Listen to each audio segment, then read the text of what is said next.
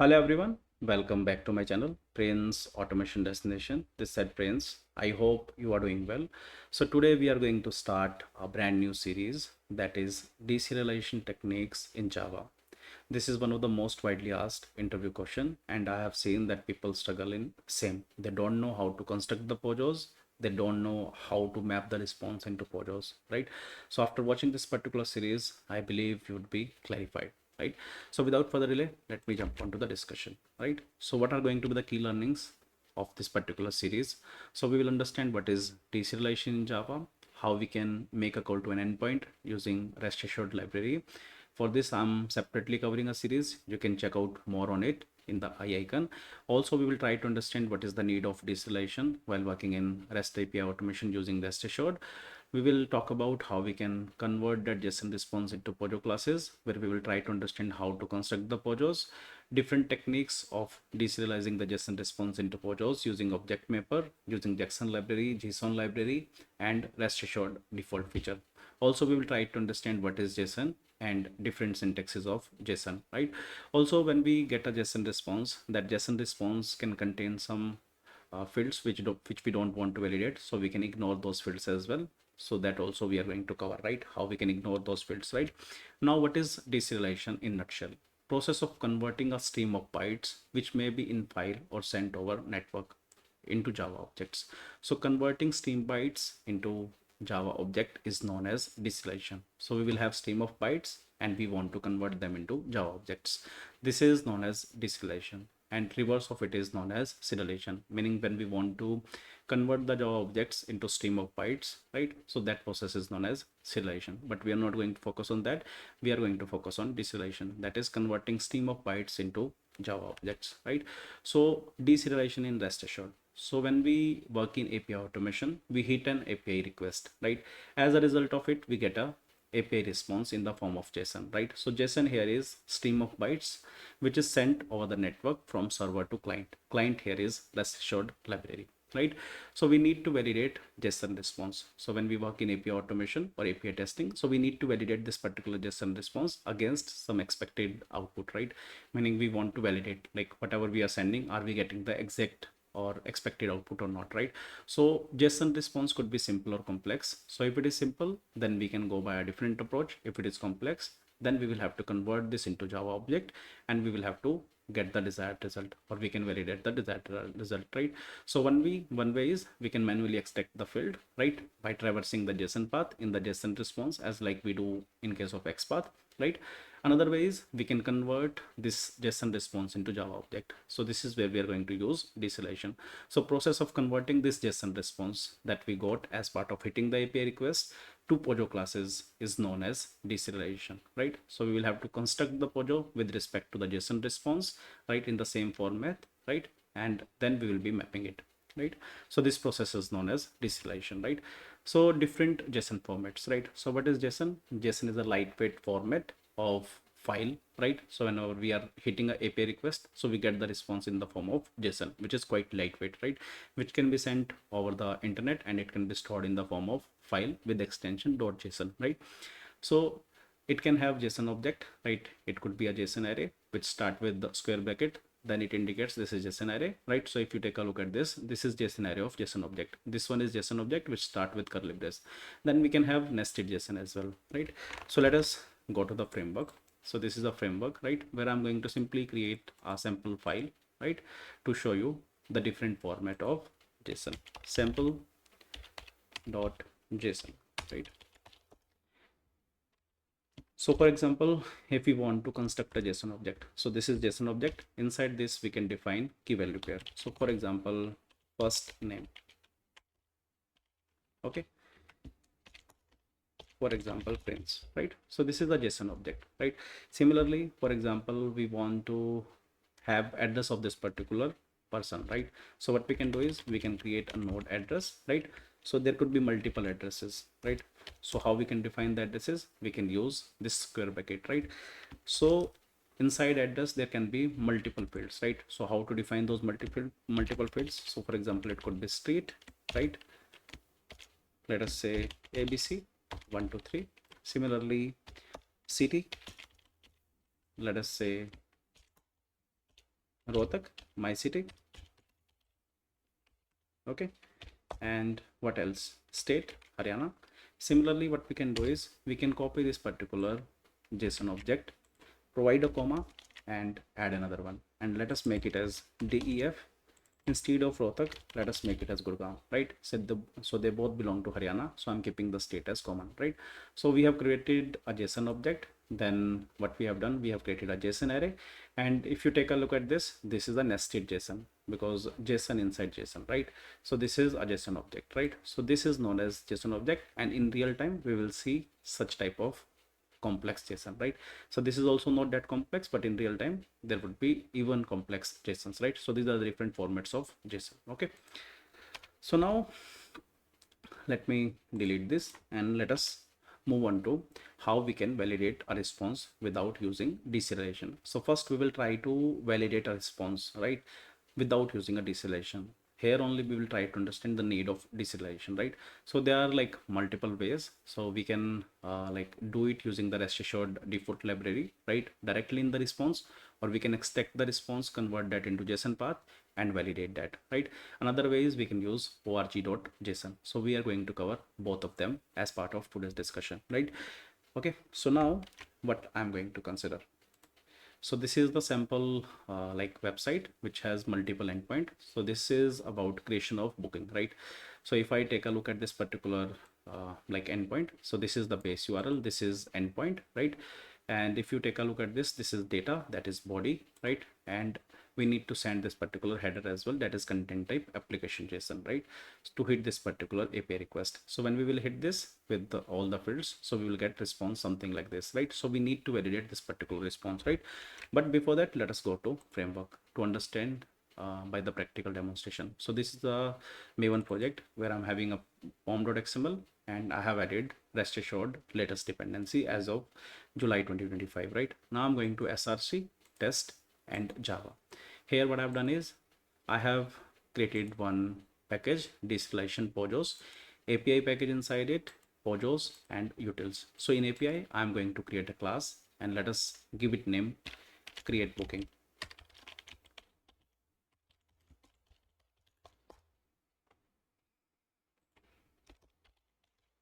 Okay, so now we are going to write the rest assured syntax. So rest assured, as we have added the dependency, so it follows given, when, then, right? So given for precondition, when to hit the request, and then to extract the response. So given dot base URI. So what is the base URL? I'm going to go here, copy this particular base URL, right, and provide it here, right? What next? It need content type as application JSON, right? So for that purpose, we can use this particular method of it, content type, and we can use this particular thing, content type dot JSON, right, which is the enum, I believe, right? What next? It need body as well, or payload. Sometimes we call it body, sometimes we call it as payload, like this is interchangeably used, right? So how we can pass body? So this is the body, right? So what I'm going to do, I'm simply going to copy it, right, and put it into JSON file under resources. Let us create a file and let us name it as booking.json. Okay, and let us put the data inside. Let us make first name as Prince, last name as Kumar. Okay, and let us make this check-in and checkout as little relevant, right? Today is 22nd, so check-in date, let us keep it as 22nd of July, and let us keep checkout date as 25/7/2025, right?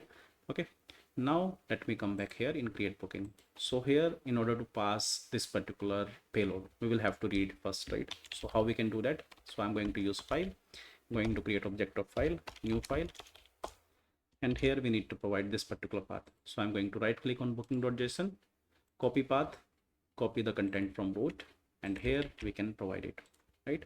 So in body, if you will hover over here, it has many overloaded method, right? So we are going to use this particular file part, right? So I'm not going to make any changes. I'm simply going to provide file here, right? So it will work fine. So we have constructed it, right? So the given part is done. Now we are going to make a request.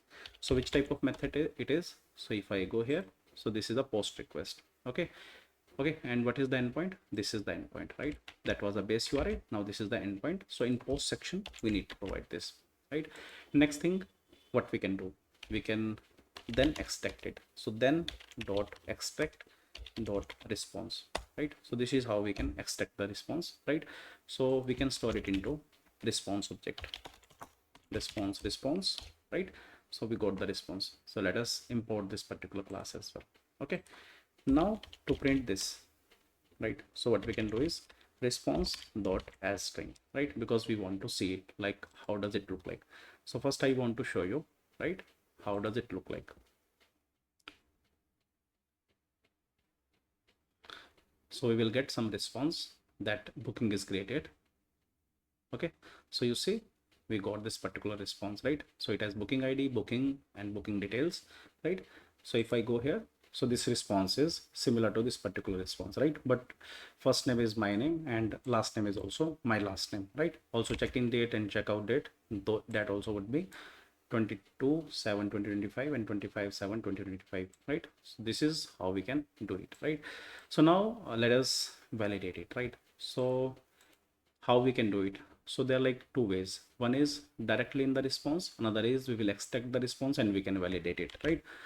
So let us first talk about the default one, right? So for that purpose, I'm going to remove this particular section and going to remove this one as well, because we don't want to extract the response, right? So what we can do is after then we can use assert that, right? So first thing that we can validate is status code, which is 200. So if I go here on the official side, so for creation of resource they are using 200, right? So status code is validated. What next? We can validate the body as well, right? So for body, like if you take a look at it, this, right? So they're like different overloading method, right? These are the overload method of body, right? So first thing, we can provide the JSON path. So how to get the JSON path? So if you take a look at this particular JSON, it is a JSON object, right? Inside this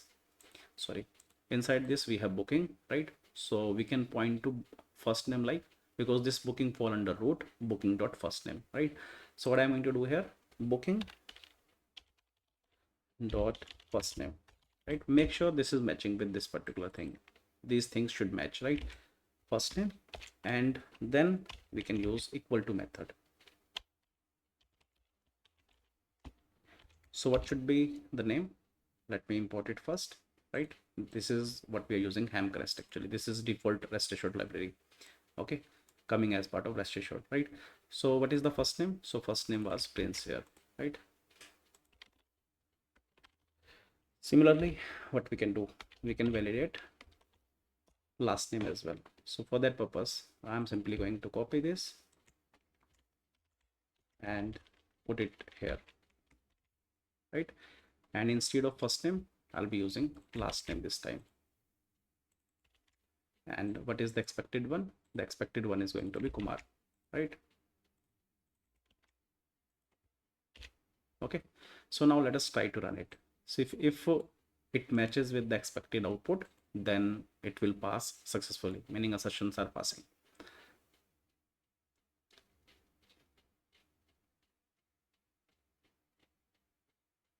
So you see it successfully passed.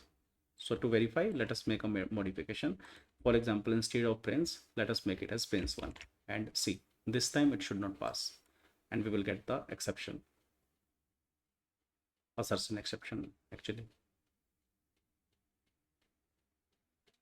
So you see expected is Prince1 but actually is Prince, right? So this is how we can validate directly into the response that we got, right? What is the next thing? Next thing is we can extract the response in the form of JSON path and then we can play around, right? So let us talk about that one now. Okay, so for that purpose, what I'm going to do is we are going to capture this into response again. Okay, response, and instead of assert that, we are again going to convert this back into extract dot response, right? So we have got this into response, right? Now what we can do is response dot as string, or we can directly use JSON path, right? So it will create object of JSON path, right? So JSON path equal to response dot JSON path. Okay, so we got JSON path. Now using JSON path, what we can do, we can get this particular thing, right? So for example, get string. If we want to get a string, for example, because if we talk about this particular response, so this is a string, right? This is string, this is also string, this is integer. So for example, if I want to get booking dot first name, so I'm simply going to provide booking dot first name, right? So this will give me first name. Similarly, I can copy it and I can get integer as well. So total price is integer. So let us try to print this one as well, right? Similarly, we can use map as well, right? So what is the map? So this is the map, right? So it is under booking dot booking dates. So booking dot booking dates, right? So let us try to print them, right? So we can do anything after getting this output, right? So I'm just showing you how we can extract, right, for validation purpose. So I'm going to simply do it for this one as well, and let us do it for this one as well. Okay, and let us try to run it and see whether we are getting the expected output or not, or whether we are able to parse the response or not. So you see, we got first name as Prince, also we got total price as this, and we got the check-in and checkout date, right, which is key value, right? That's why we are getting it in the form of map, right? Because if you take a look at this, this is the map, right? So this is key, this is value, and this is key, this is value, right? So this is how we are able to get it, right? So this JSON, right, it seems little simple, but in real time they will become even complex, right? So we need to convert them into POJOs to play around, to validate them properly, right? So this is where we feel the need of deserialization technique, right? So now we covered how we can like test it manually, meaning test it manually meaning extract the responses manually using some default libraries like JSON path or directly into the response. Next thing we can utilize is org.json, right? So let me quickly go here, right, and let us search for org.json, and this is a Maven repository. I'm simply going here and going to the latest one. Let me copy it and let us put it into form.xml. Okay, and let us reload Maven.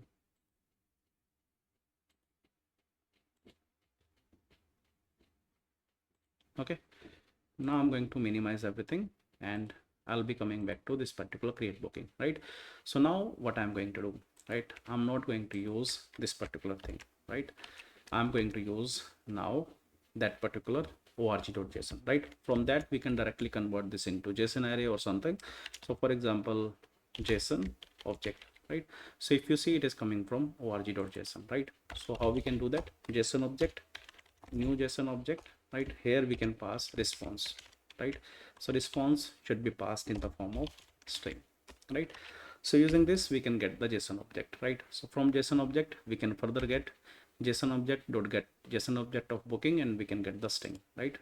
So here we are getting it partially into JSON objects, right? So we are somewhere dealing with Java objects here, right? Again,